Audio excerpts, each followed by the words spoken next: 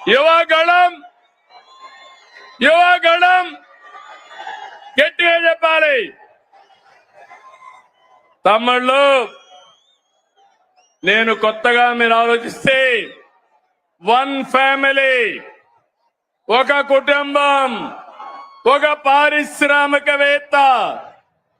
ఒకప్పుడు నేను ఐటీ మాట్లాడాను. ఇంటింటికి ఒక ఐటీ చదువుకున్న వాళ్ళు ఉండాలన్నాను. నా మాట విన్నారు.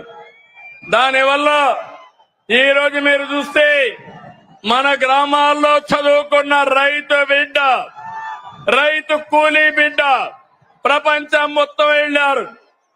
ఆ దేశంలో ఎక్కువ ఆదాయం సంపాదించే పరిస్థితికి వచ్చారు. పేదరికం తగ్గింది. నేను ఒకటే ఈరోజు చెప్తున్నా, నా ఆలోచన ఒకటి, ప్రతి ఒక్క ఇంటికి ఒక పారిశ్రామికవేత్తను తయారు చేస్తానని మరొకసారి మీ అందరికీ హామీ ఇస్తున్నా. మీరందరూ నాతో ఫాలో అవుతారా అని మిమ్మల్ని అడుగుతున్నా. సహకరిస్తారా తమ్ముళ్ళు అని అడుగుతున్నా. గట్టిగా చప్పట్లు కూడా చెప్పండి, సహకరిస్తామని.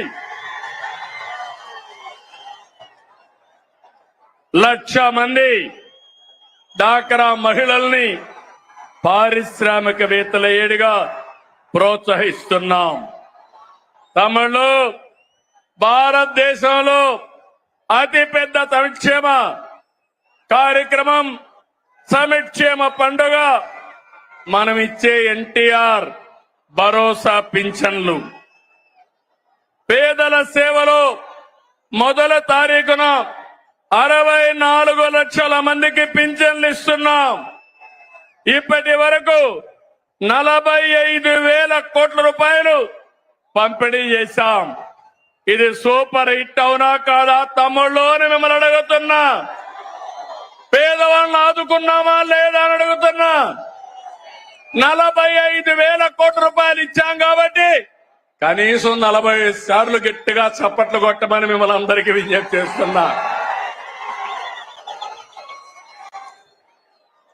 అన్నా క్యాంటీన్, పేదవాడి ఆకలి తీర్చాలని 244 క్యాంటీన్లు పెట్టాం. ఇప్పటికీ 5,60,00,000 మందికి ఉచిత భోజనాలతో కడుపు నింపాం.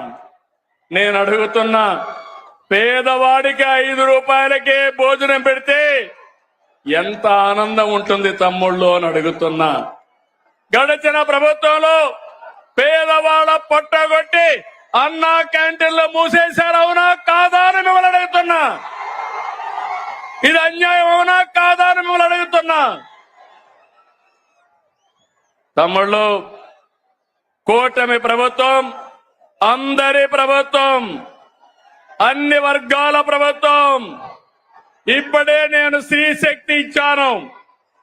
ఈ రోజు మీ అందరికీ హామీ ఇస్తున్నా, దసరా రోజున ఆటో డ్రైవర్లందరికీ వాహన మిత్ర కింద 15,000 రూపాయలు ఆర్థిక సహాయం చేస్తామని అనౌన్స్ చేస్తున్నాను.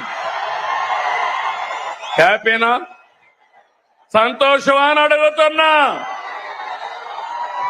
ఎన్నికల్లో చెప్పాం, ఎన్ని కష్టాలున్నా చేస్తాం. వాహన మిత్ర కింద సంవత్సరానికి ఆటో డ్రైవర్లకి 15,000 ఇస్తామని మీ అందరికీ హామీ ఇస్తున్నా. ఇది మంచి కార్యక్రమం అనుకుంటే గట్టిగా చప్పట్లు కూడా చెప్పండి, మంచి కార్యక్రమం అని. ఇది ప్రభుత్వానికి పేదవాళ్లపై నుండే ప్రేమని మరొక్కసారి మీ అందరికీ తెలియజేస్తున్నా.